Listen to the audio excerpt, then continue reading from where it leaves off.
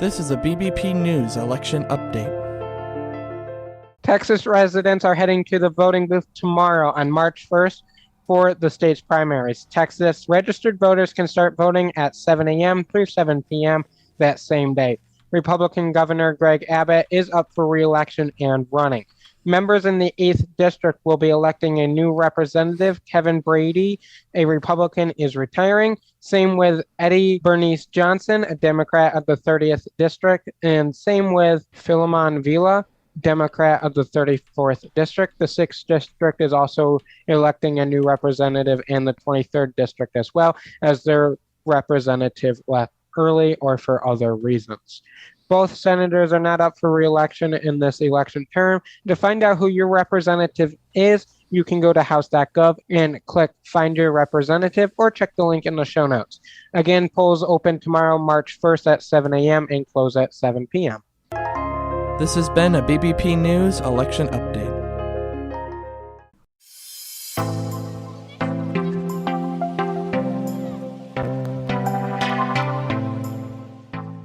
Welcome back, everyone, to another episode of BBP News. I'm Nicholas Rod. Chris Baker's here with me, and we are back for another What to Expect This Week episode. Chris, start us off in the normal Monday morning fashion with the weather headed into the week. In Los Angeles, California, it is clear 77. In Houston, Texas, it is mostly clear with a high of 66. In Chicago, Illinois, it is partly cloudy 44. And in New York City, it is clear with a high of 32 degrees. Boy, is it cold there. Yeah, ain't that the truth? Well, we're sure you're all wondering what is the latest between Russia and Ukraine. We're not going to get into all the details right now, but we will be back on Friday with a full update of everything that's been happening. For now, we will just say that it is the 4th day since the invasion, and fighting is ongoing in Ukraine's major cities, and sanctions have been imposed from all different directions now, whether that be from the European Union, from the UK, from the US, and more beyond that. But again, for a full update on all of the events that have happened since the start of the invasion, wait for Friday's show. Nick, we got hammered Friday with a snowstorm. Absolutely drilled. And, it's kind of interesting because this is one of those storms where they had it forecasted, because a lot of the time they'll forecast them about a week in advance, right? But then as you get closer, they're like, oh no, it'll be like, say, 8 to 12. And then all of a sudden it's like, oh no, it's 3 to 5. And then you get dust. Yeah, but that was not the case in this storm. Not this time. No. No. They forecasted for a lot, and we got a lot. I was worried when we were starting to get forecast predictions early Wednesday morning. I follow the local weather. A lot of people call her the weather girl, but I follow her on Twitter. She does the weather in our local area. I follow her on Twitter. She tweets out. And when I woke up Wednesday morning and I saw that she tweeted out about 5 o'clock in the morning predictions for Friday, and it was already a high number of 7 to 12, I was like, oh boy, are we in for a treat. Yeah, I've continuously seen 12, I continuously saw 12 inches. And yeah, no, this storm didn't disappoint. Sort of. The fact that we're getting snow is a little disappointing, but and it was the biggest snowstorm for us this season, but it's almost March, okay? I'm ready for spring. This is a screwy thing about our area, though. Living in the Northeast, it's the wackiest thing that we have around here. Because, especially where we are, we don't have, like, the hurricanes or the earthquakes or the tornadoes or things like that, right? Our wackiest weather phenomenon is the winter weather. Because sometimes it is gorgeous and beautiful and sunny and warm by like early to mid-March.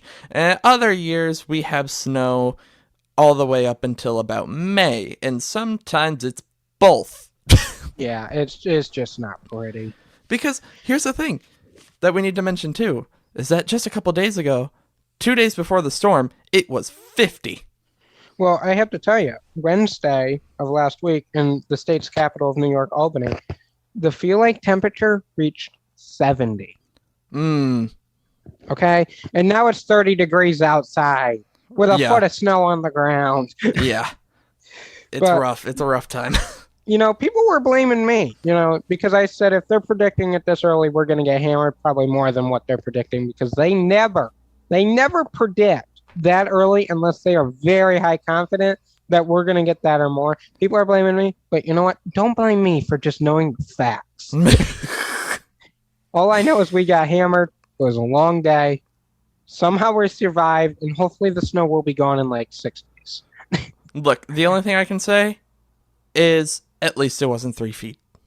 You know what? I do have to agree with that. But anyways, getting right into it, there are no holidays this week. Our first two, it was Valentine's Day, then President's Day. Nothing this Nothing week. this week. All right. But that doesn't stop National Fill in the Blank Day. So Monday is National Sword Swallowers Day. Interesting. Will you be swallowing a sword in honor of it, Nick? Can't say that I have the necessary skills in order to perform that trick. No, I'm no magician. Thank you. I'll pass. Tuesday is National Pancake Day. Nick, will you be eating any pancakes? I can only hope, although I severely doubt it. But, a man can dream. I love pancakes, but my problem is they never come out perfectly round, and my OCD wants a perfectly round, perfectly delicious pancake. But waffles, I make a mean waffle, okay? So I might just do that. I can't remember the last time I had a waffle that wasn't from the freezer, so... Oh, you poor thing. This past week I actually made homemade waffles because I just had a craving for them, and I don't know why. Yeah, but National Pancake Day, can only hope that you get some pancakes. I can only dream. I'm going to keep my hopes up. Wednesday is National Banana Cream Pie Day. Banana cream pie, very yummy. Never had it, have always wanted it, though. It's very good. You might have to get a slice, Nick. I might. Thursday, I think we all love this day. We'll all look forward to this day. National Canadian Bacon Day. I'll just stick with my regular bacon. You don't like Canadian bacon? I prefer just regular bacon. Regular bacon's just something to die for. And then Friday is National Tater Sauce Day. Yeah, I'm not jumping on board with this one. I'm tapping out. I might have to get some haddock just to have some tater sauce just to day. Celebrate the day. Yeah, I wouldn't count on it. So looking at the political world this week, the Senate is in session and they hope to bring up the USPS vote this week. It is currently on the agenda, but who knows? The House, they are in session Monday through Thursday, but they are on recess Friday for a one-day recess. And then for President Biden's schedule for the week, his State of the Union address will be on Tuesday. For sports, there is nothing really going on right now. Pretty quiet in the sports world. And for miscellaneous stories, the CMS vaccine mandate will go into effect today. Judge Ketanji Brown Jackson, President Biden's pick for the Supreme Court nominee, will be in the Senate this week taking questions. And the jobs report will be out on Friday. And for stories that we are following this week, President Biden, like I said before, will be giving his State of the Union address on Tuesday, and we will have a special report out on Wednesday afternoon at noon, covering everything he talked about there. And, of course, we will be following the Russia-Ukraine situation. Nick, what do you have for good news for this Monday morning to start our week off? All right, so a little bit of a challenge gave this boy $1,800. Ooh, I want $1,800. Yeah, and it was quite interesting because on his 12th birthday, this boy's mom promised him that if he stayed off of social media until his 18th birthday, he would get $1,800. And he took this to heart. He didn't download a single form of social media for the next 6 years. Jesus. And on the day of his 18th birthday, his mom actually upheld this promise, gave him this $1,800. And he celebrated by actually downloading social media. And he commented on his experience with this whole challenge and this whole situation because he talked about how, obviously for years he's seen countless friends scrolling through social media, flying around, Snapchat, Instagram, so on and so forth. And, now he has it. He can't quite do the same yet. He's said there's a bit of a learning curve to it at this point after, not having it for so long.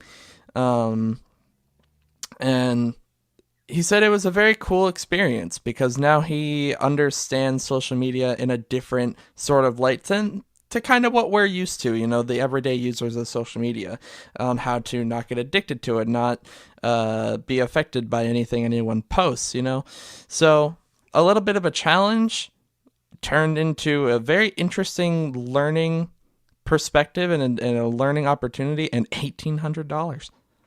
This is a really cool, good news story. I mean, $1,800, and he managed to stay off of it for 6 years. I mean, that's quite the accomplishment. And Nick, I have to be quite honest with you. I could stay off Instagram, Snapchat, Facebook. Most forms of social media. For my entire... I could go out on the limb and say for the rest of my life. Right. Twitter, not happening. No, Twitter is... I love Twitter. Twitter's huge for me as well. And kind of like you, I never open Snapchat anymore. Never really open Facebook except to clear notifications away. My two downfalls are Twitter and TikTok. Oh, I forgot about TikTok. Yep. Yeah. TikTok, add that to the list. TikTok, I could not get rid of, which is funny to say now because I remember before I downloaded it, I absolutely hated it. I hated people talking about it. I hated the sound of it. And now I'm addicted to it. Not addicted to it, but if I open it, chances are I won't be closing it for a while. And you can thank me for that because I convinced you to download TikTok. Yes. You're welcome. Yes, you did. Yeah. You're welcome. Thank you. Thank you so much. Yeah. Yeah, TikTok, Twitter. Twitter, I feel like I could get away with for maybe a month or two, but the problem is I use it more for work than anything. Yeah, Twitter's huge for us, obviously, for a lot of the work side of things. But yeah, no, I wouldn't be able to. I would be able to stay away from it otherwise. I think for the most part, there are some interesting things that pop up on Twitter, though. I gotta say. Yeah, like Twitter feuds, I mean, they're legendary. Obviously. Facebook, I couldn't tell you the last time I was on Facebook. Instagram, Lord knows, I have not been on there in months. I have no interest in Instagram. I mostly just open not Twitter, sorry. I mostly just open Facebook and Instagram to clear away notifications, and then they just go right back closed. I have to clear away the notifications, or else it makes me very angry that they're there. See, I just turned notifications off for both of those. Ah, well. Snapchat, I might open once a day just to see what's going on, but it's less than like 5 minutes. Right. But Twitter, I would guarantee you I'm on Twitter through the whole day at least 3 hours. Mm-hmm. I mean, as we speak right now, I have Twitter open on the computer looking at it. So, it's just one of those things. 6 years, I could not go 6 years without Twitter. Nope, that's impressive. But that is the end of this Monday morning episode of What to Expect this week. We will be back Wednesday morning for the Idiots in the News, Wednesday afternoon for a recap special report of President Biden's State of the Union address, and then back Friday morning to wrap up your news week. But until Wednesday morning, have a great start to your week, everybody. Bye, guys.